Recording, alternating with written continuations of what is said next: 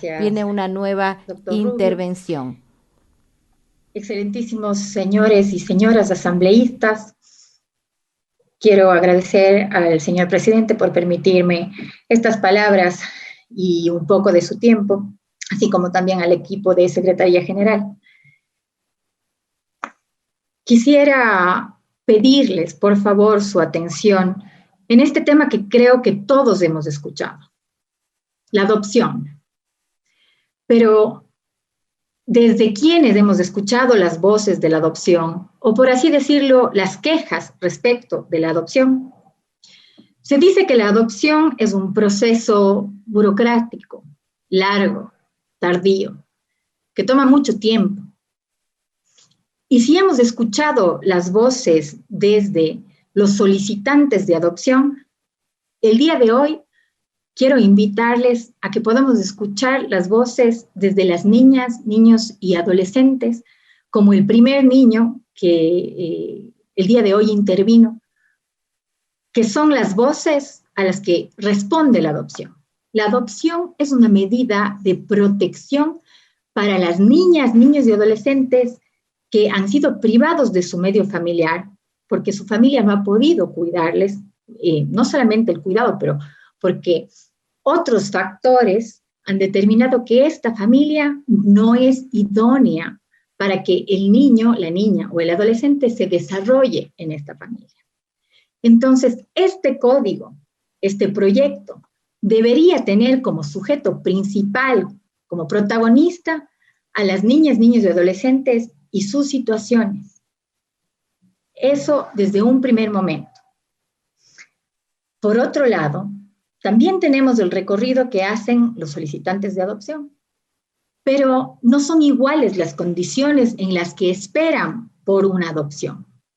Las niñas, los niños o adolescentes comienzan su camino de la adopción mucho antes de la declaratoria de adoptabilidad. Ellos comienzan desde que se dio una amenaza o una vulneración a su derecho, por lo cual se ha emitido una medida de protección. Ahora, las medidas de protección que se emiten para las niñas, niñas y adolescentes pueden ser, claro, administrativas o judiciales, pero todo este camino judicial o administrativo que viene recorriendo el niño es el que tenemos que asegurar que tenga las garantías suficientes, como dicen los instrumentos de derecho internacional y los convenios firmados y ratificados por el Ecuador, que tengan estas garantías que nos permitan establecer en los tiempos idóneos cuando una familia no puede continuar o no es factible que continúe a cargo de una niña, niño o adolescente. Desde ahí es que comienza a transcurrir el tiempo que una niña, niño o adolescente está privado de su medio familiar.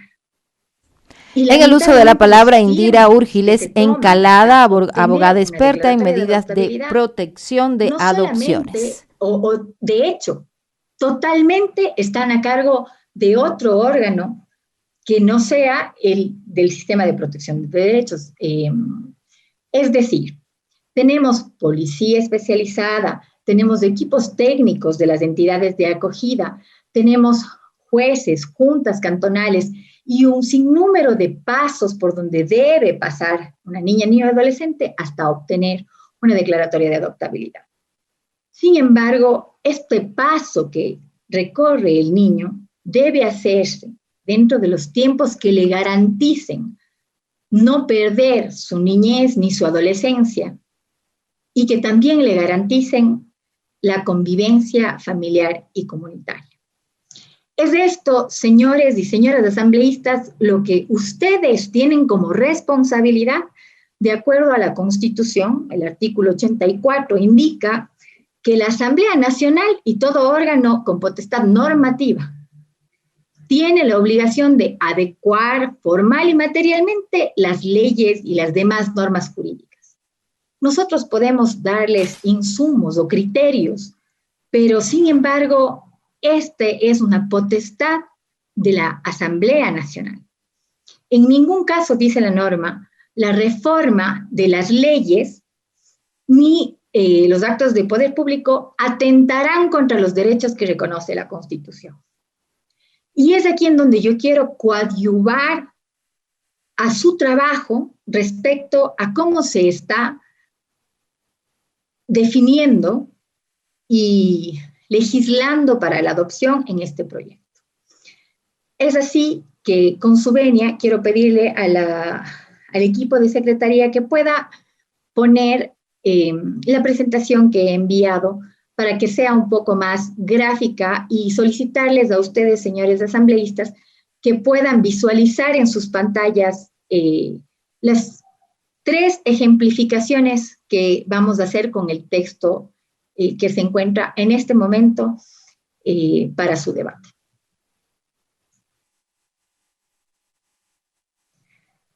Muchísimas gracias. Siguiente.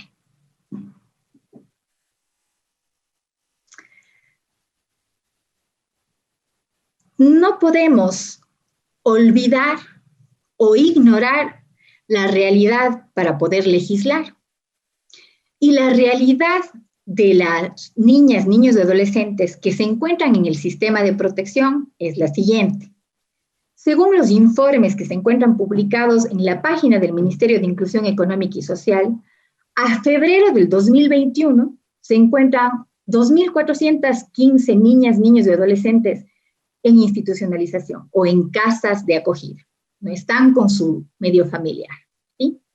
Que una niña, niño o adolescente esté en una casa de acogida no quiere decir que está apto para adopción, de ninguna manera, porque estas niñas, niños y adolescentes deben trabajar, el Estado debe garantizar que se efectúe todo lo posible para que ellos vuelvan a sus familias.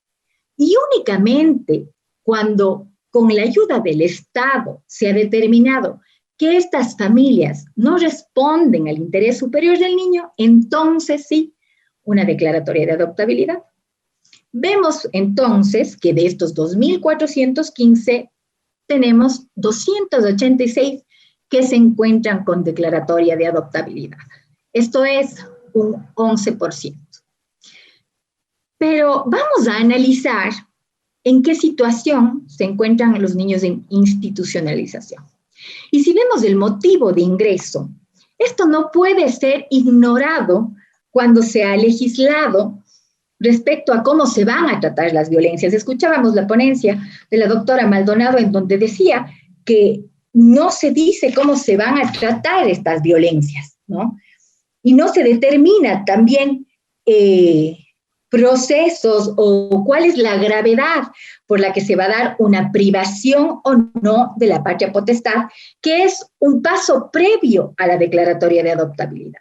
Entonces es importante que nosotros en el texto de la ley podamos verificar no solamente que se conceptualice, sino que se diga qué va a hacer el funcionario público, la institución privada, el ciudadano, qué va a hacer cuando ve estas violencias. Y vemos que solamente quiero llamar su atención hacia el cuadro del tercer motivo de ingreso, que es el abuso sexual. Representa, sí, el 13% de todos estos niños que se encuentran en institucionalización. Ahora, vamos al cuadro del frente que dice PGF. ¿Qué quiere decir ese PGF? Es un plan global familiar. ¿Con quiénes se están trabajando? Con las familias. Lo que decíamos, este es el paso que debe verse, que se garantice antes de la adopción, que se trabaje con la familia. Entonces, si nosotros vemos, de estos 2.415, únicamente tienen un plan para trabajar con la familia 799. ¿Qué está pasando con todos aquellos que no están trabajando con sus familias, pero que tampoco están con declaratoria de adoptabilidad? A eso tiene que responder esta reforma de la ley. Siguiente, por favor. Vemos que los tiempos de permanencia son demasiado elevados. Llamo su atención a la parte izquierda donde dice que el 12% tiene entre 6 y 12 años de institucionalización. A eso debe responder el texto de esta reforma. A limitar hasta cuándo es el tiempo que yo como Estado debo continuar vulnerando los derechos del niño a pertenecer a una familia. ¿Sí? Siguiente, por favor.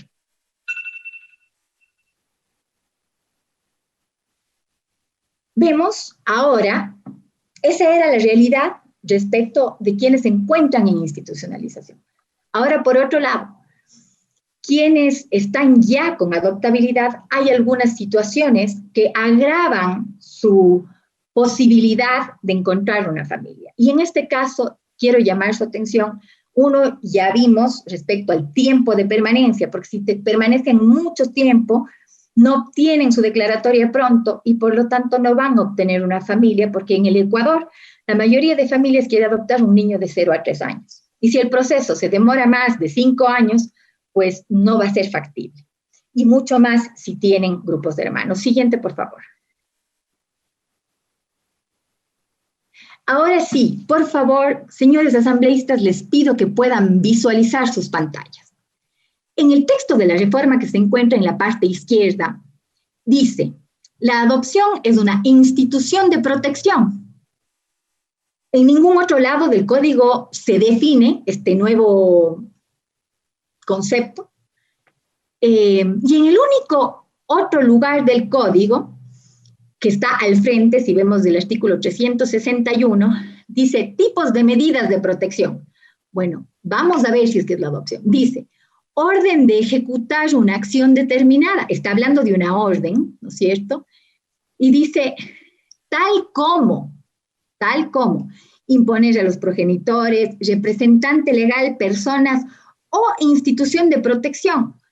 O sea, en el único lugar en donde también se usa la palabra institución de protección, no se está hablando de la adopción, se está hablando de las entidades de atención, como se encuentra en el artículo 396, que está en la parte inferior del cuadro que estamos viendo. Entonces, no hay una congruencia en el texto. Volvamos al concepto de la adopción en la parte izquierda. Bueno, en un inicio se dice que es una institución de protección, pero si seguimos leyendo a donde está el resaltado rosado, dice, la adopción como medida de restitución. Entonces, tenemos un segundo concepto respecto de la adopción.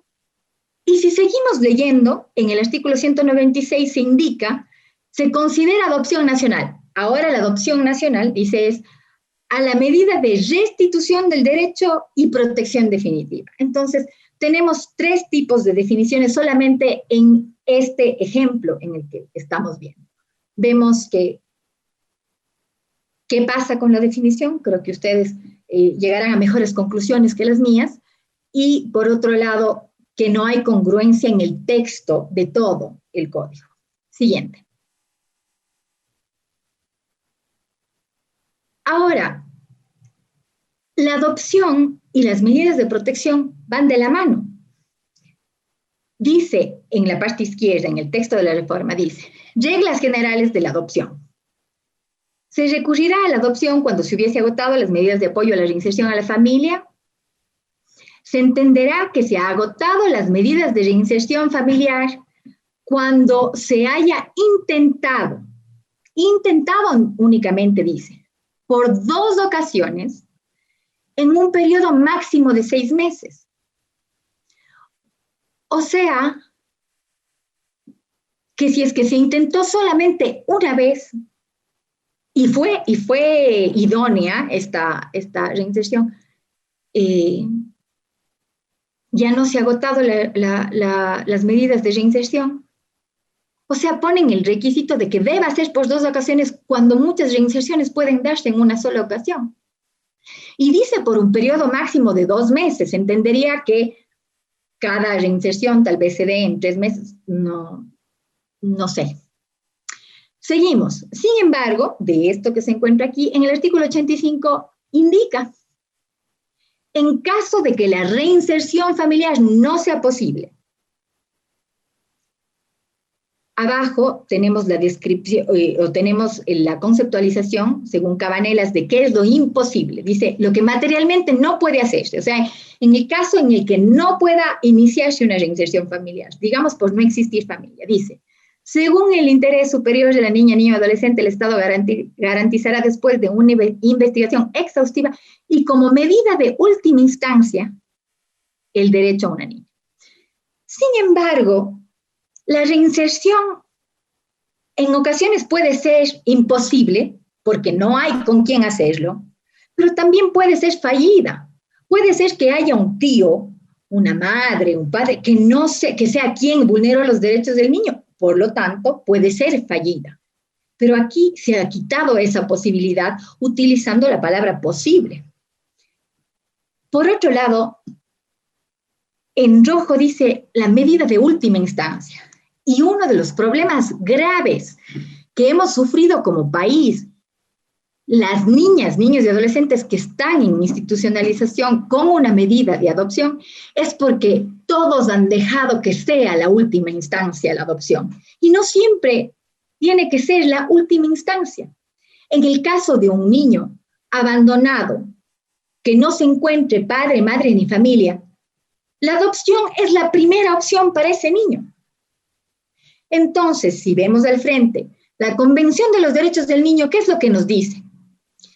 Dice, entre los cuidados que requieran niños que sean privados de su medio familiar, dice, figurarán, entre otras cosas, 1, la colocación en hogares de familias, en hogares de guardia. 2, la cábala del derecho islámico. 3, la adopción. O, de ser necesario, la colocación en instituciones. Es decir, la Convención de los Derechos del Niño nos muestra que la adopción no siempre es la última opción. Y eso se entendía en el texto actual, que si vemos en el cuadro final, indica que efectivamente la que es la última opción es el acogimiento institucional, no la adopción. Lo que ha llevado a muchos niños a estar declarados en adoptabilidad después de 14 años, porque esa era la última opción. Siguiente, por favor.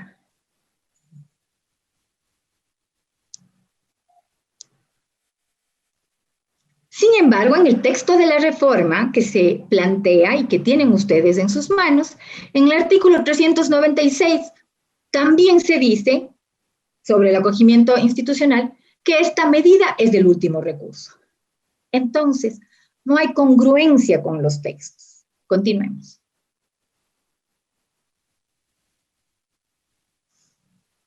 Y el último ejemplo que me voy a permitir darles, señores asambleístas y señoras asambleístas, es respecto a la opción para adoptar a niñas, niños o adolescentes acogidos, en el acogimiento familiar.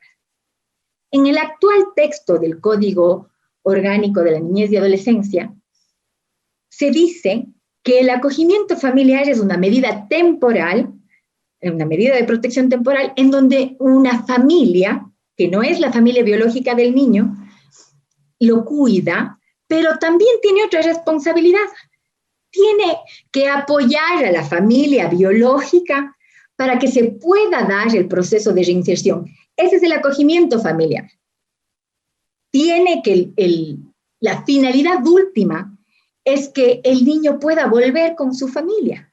Sin embargo, cuando damos la opción de adoptar a un niño en acogimiento familiar, a la familia ya no le interesa impulsar una reinserción familiar, porque yo me puedo quedar con el niño.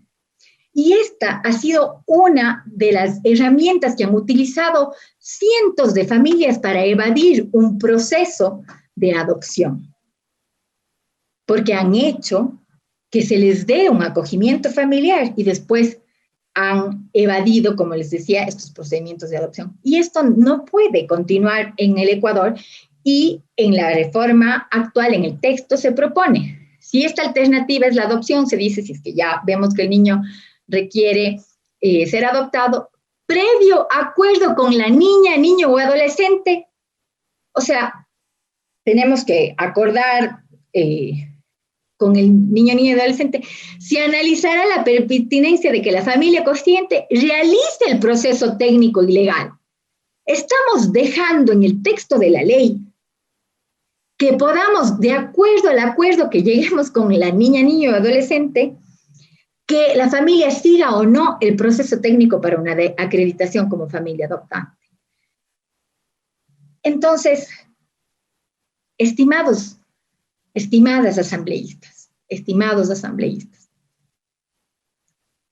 creo que respecto al tema de la adopción, hemos visto solamente ejemplificado 3 aspectos que técnicamente deben ser revisados por ustedes. Siguiente, por favor.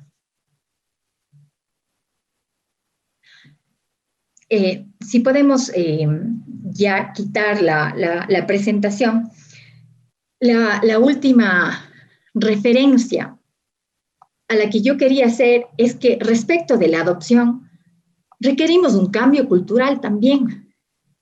Y estos cambios culturales se van generando a la par cuando vamos abriendo espacios de debate. Nosotros en nuestro imaginario tenemos que es difícil la adopción, es larga, es burocrática y que queremos niños pequeños porque ellos pueden ser moldeados más o menos a la forma en la que nosotros los eduquemos. Y eso es contrario a los derechos y garantías de la niñez y de la adolescencia actualmente. Estos cambios culturales para dejar de lado los estigmas que tenemos, como por ejemplo para la adopción, para que gente adopte más a niños, niñas y adolescentes de edades mayores a 6 años, que tienen condiciones de salud, que deben ser cuidadas, que tienen grupos de hermanos. Eso no se va a dar si no se da un cambio cultural que se dé en base al debate. Si no se habla del tema en las escuelas, con las madres, con los padres, con la comunidad, no se va a dar. Y eso era lo que debía lograrse con una reforma de un código. Esa misma comunidad a la que se le ha privado de esta construcción normativa en donde hay el debate y se vaya construyendo el cambio cultural que necesitamos, es la que maltrata a la niñez, es la que los tiene en las casas de acogida, es la misma que ha sido privada del momento propicio de reflexión para no discriminar a los niños, es la misma que debía permitir que hoy se cierre un proceso en el que todo el país haya participado y que no ha participado. Me permito indicar a la doctora Urgilés el tiempo previsto para su intervención, por favor. Muchísimas gracias, doctor. Hasta aquí mi intervención. Justamente estaba finalizando de que hemos visto que tanto la falta de participación de los sujetos de derecho, del Estado, de la sociedad, se verifican en un texto que hoy está en sus manos y que confiamos que ustedes van a poder archivarlo porque no tiene un nivel técnico y suficiente como para que una asamblea de su calidad la pueda aprobar. Muchísimas gracias. Teníamos allí la intervención de Indira Urgilés Encalada, abogada experta en medidas de protección y de adopción. Intervención Agradecemos en la esta intervención de la comisión abogada Indira Urgilés Encalada. A continuación, escucharemos la intervención de la magíster Natacha Montero en su calidad de miembro de la Junta Metropolitana de Protección de Derechos de la